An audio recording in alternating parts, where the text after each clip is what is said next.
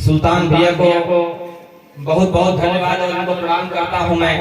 बड़ा अच्छा संचालन कर रहे हैं। पत्नी की बात कर रहे थे, पत्नी की बात अभी थोड़ी देर पहले हमारे बीच में विनोद भैया आए थे, वो भी कर रहे थे। बड़ा पत्नी पीड़ा की बात कर रहे थे कि सभी लोग पत्नी पीड़ित हैं। और आपको सच बताऊं, यहाँ जितने भी कवि बैठे हुए हैं ये सच में पत्नी पीड़ित ही हैं, क्योंकि रात में 12 बजे घर को छोड़कर कोई कहीं बैठा होता है तो वास्तव में पत्नी पीड़ित ही होता है। नहीं, देखिए मैं बता सकता हूँ कौन होता है। अगर यहाँ के लोग बुरा ना माने तो ताली बजा के बताओ, बुरा नहीं मानेंगे। देखिए रात में कोई लोग जागते हैं या तो पत्नी पीड़ित जाग सके, और जो अपने आप को पत्नी पीड़ित ना मानता हो दूसरी श्रेणी में रख ले, रात में फिर उल्लू ही जाग गया। ताली बजाओ जिनके बात समझ में। स्वागत है।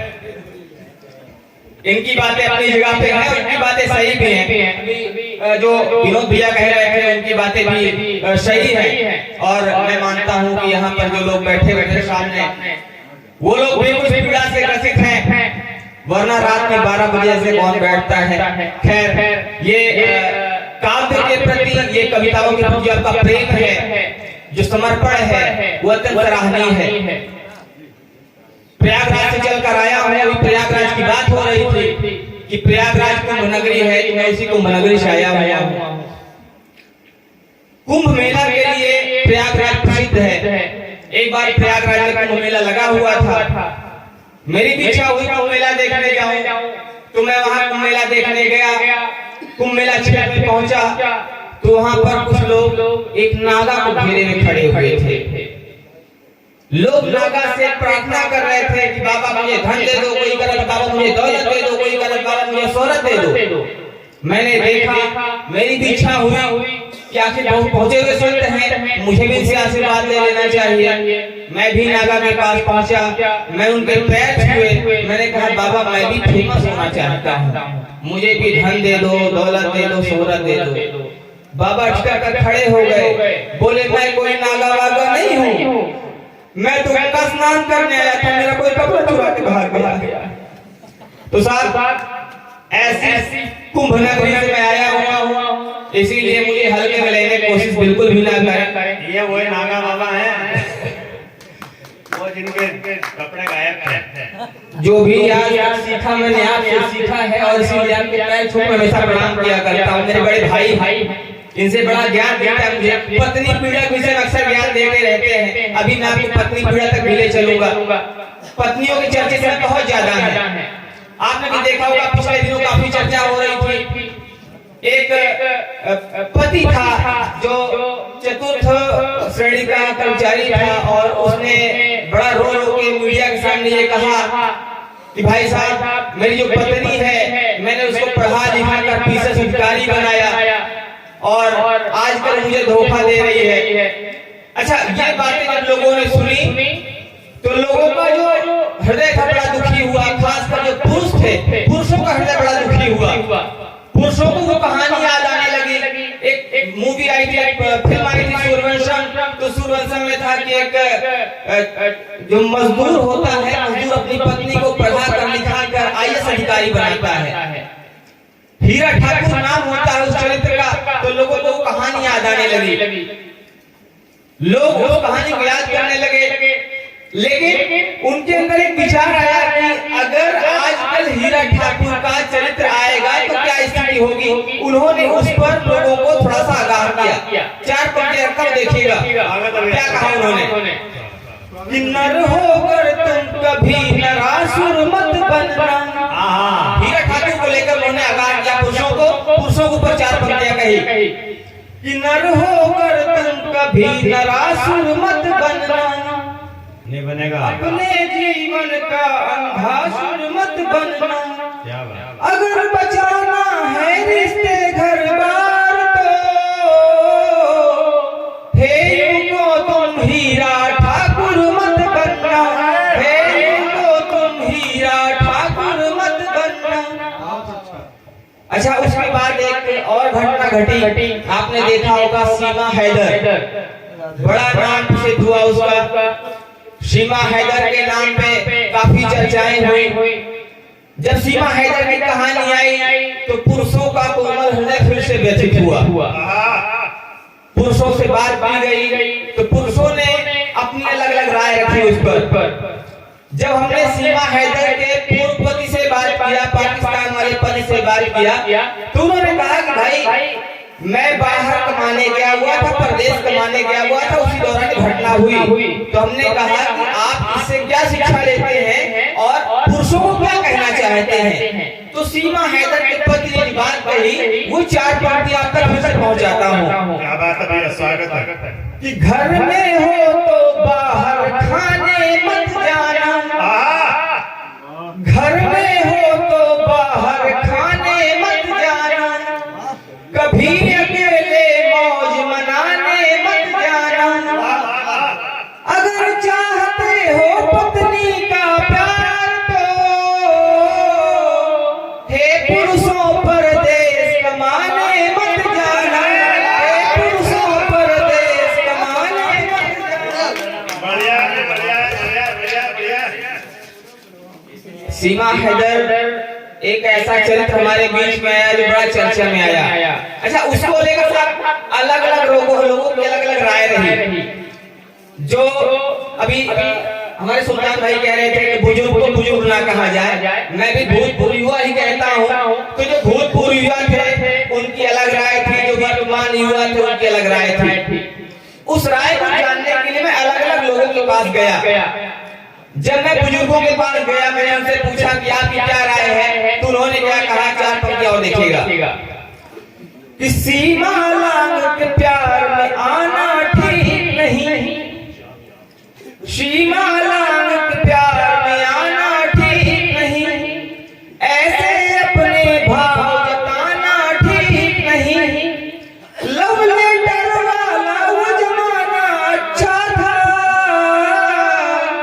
पबजी खेल के बीबी पाना ठीक नहीं, पबजी खेल के बीबी पाना ठीक नहीं। लेकिन साहब जमाना मोदी जी का है। मोदी जी ने कहा था अच्छे दिन आने वाले हैं। 2014 की बात है, जब चुनाव हुआ था तो मोदी जी का नारा था ये।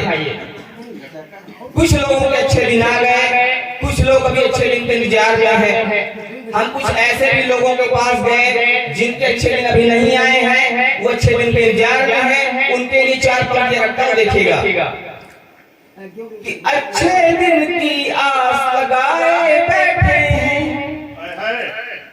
अच्छे दिन की आस लगाए बैठे हैं, अपने अपने मन भरमाए बैठे हैं, अच्छे दिन की आस लगाए बैठे हैं, अपने अपने मन भरमाए बैठे हैं, अब दादाजी देखो पबजी खेल कर सीमा पाने को ललचाए बैठे हैं, सीमा पाने को ललचाए बैठे।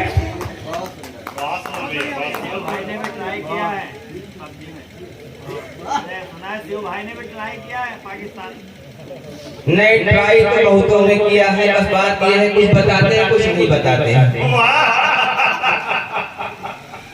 क्या बात है।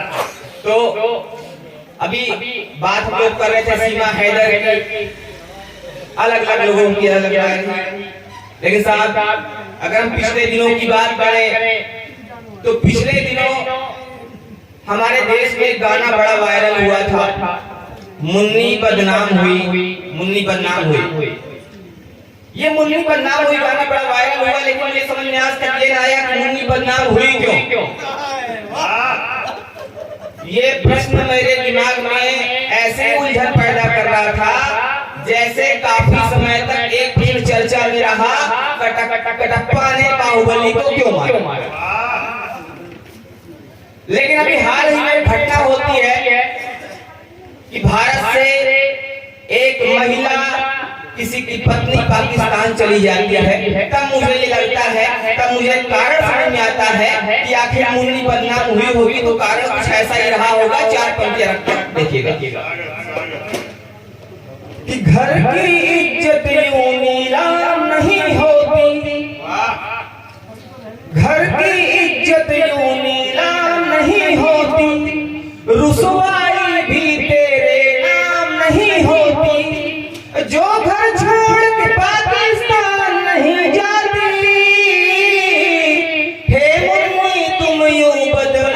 नहीं होती, रे मुन्नी तुम यूं बदनाम नहीं होती। बहुत जोरदार बहुत बढ़िया भाई। ये चीजें होती रहती हैं, लेकिन हमारा जो समाज है, जो हमारा देश है, यहाँ पर लोकतंत्र है।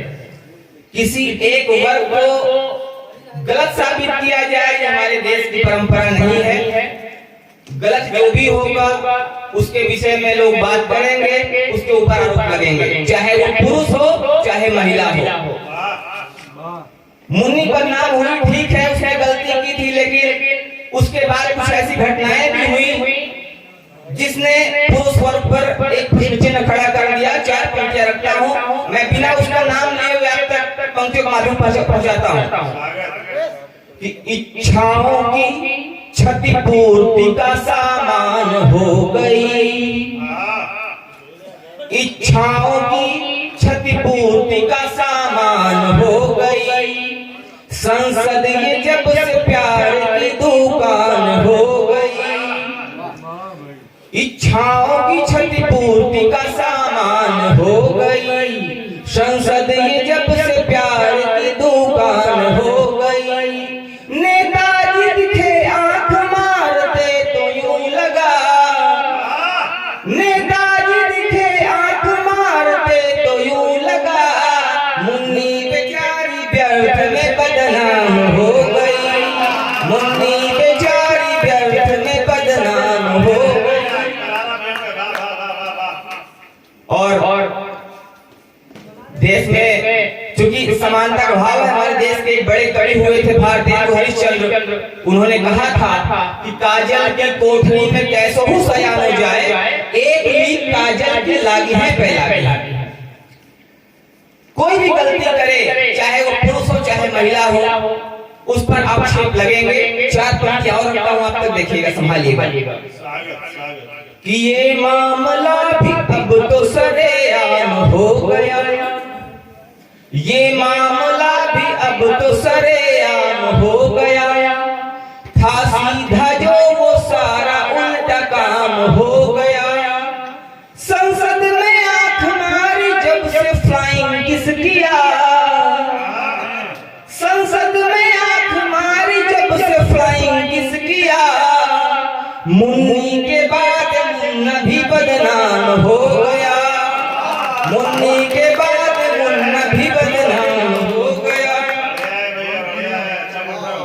अच्छा, ये संसद का जो मामला था, ये थोड़ा सा ऐसा मामला था कि हमें लगा कि बात करनी चाहिए इस पे। हमने इस पे राहुल जी से बात किया, क्योंकि राहुल जी, हालांकि राहुल जी का मैं अपनी नाम नहीं लेता बच्चों से, वो एक बहुत ही ऐसे नेता हैं जो युवा हैं। अच्छा, उसका 2 कारण है, मैं उसका नाम कभी नहीं लेता। पहला कारण तो ये युवा है, मैं भी युवा हूँ, एक समानता है। दूसरा एक कारण और है सुल्तान भैया कि राहुल जी जो है ना, आलू से सोना बनाने की कला जानते हैं। मेरे मन में भी एक लालच है कि आने वाले भविष्य में शायद मुझे आलू से सोना बनाने की कला बता दें और मेरी भी समस्या दूर हो जाए। जो मंचों पे रात रात भर टहलता हूँ, ये समस्या दूर हो जाएगी। मैंने उनसे पूछा, मैंने उनसे बात की, हमने कहा कि राहुल जी, आप पहले आप एक बार बयान दे चुके हैं कि एक तरफ से आलू डालेंगे, दूसरी तरफ सोना निकलेगा।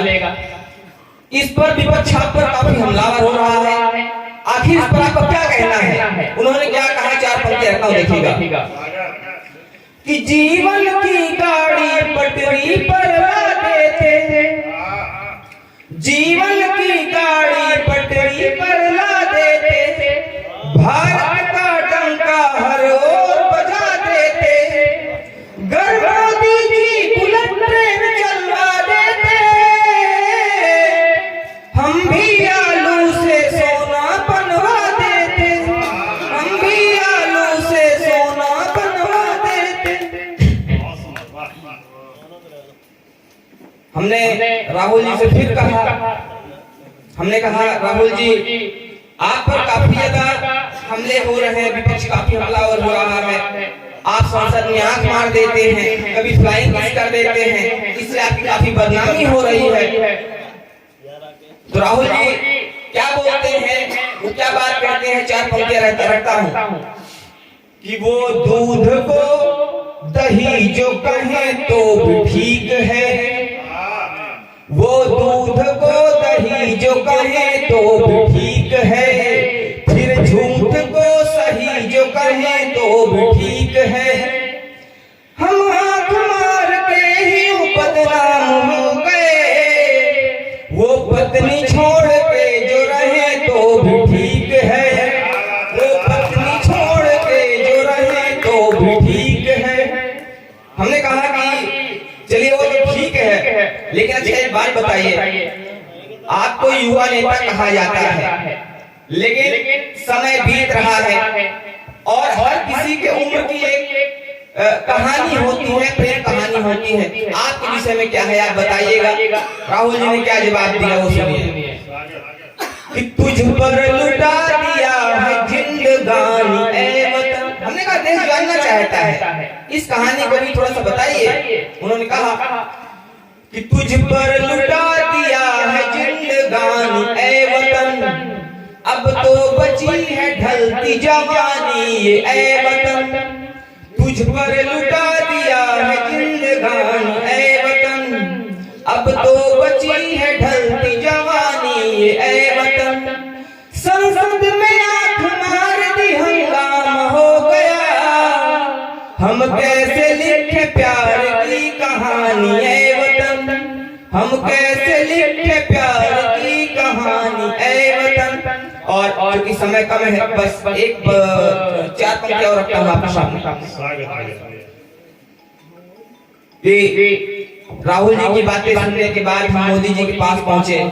हमने मोदी से कहा कि मोदी जी आपके विषय में भी काफी ज्यादा बातें होती हैं, और जो विपक्ष है वो कहता है कि मोदी जी तानाशाही करते हैं, मोदी जी कोई भी फैसला अपने आप ले लेते हैं, विपक्ष से उसकी चर्चा भी नहीं करते हैं। इस पर क्या कहना है? मोदी जी ने क्या कहा देखिए, 4 पंक्ति रखता हूं कि जो कह दिया उसको सिला लकीर मानिए, जो कह दिया उसको सिला लकीर मानिए, चावल मिला दो दूध में तो खीर मानिए, मेरा है क्या झोला उठा के चला जाऊंगा, मेरा है क्या झोला उठा के चला जाऊंगा, पीएम नहीं हूँ मुझको बस फकीर मानिए, पीएम नहीं हूँ मुझको बस फकीर मानिए।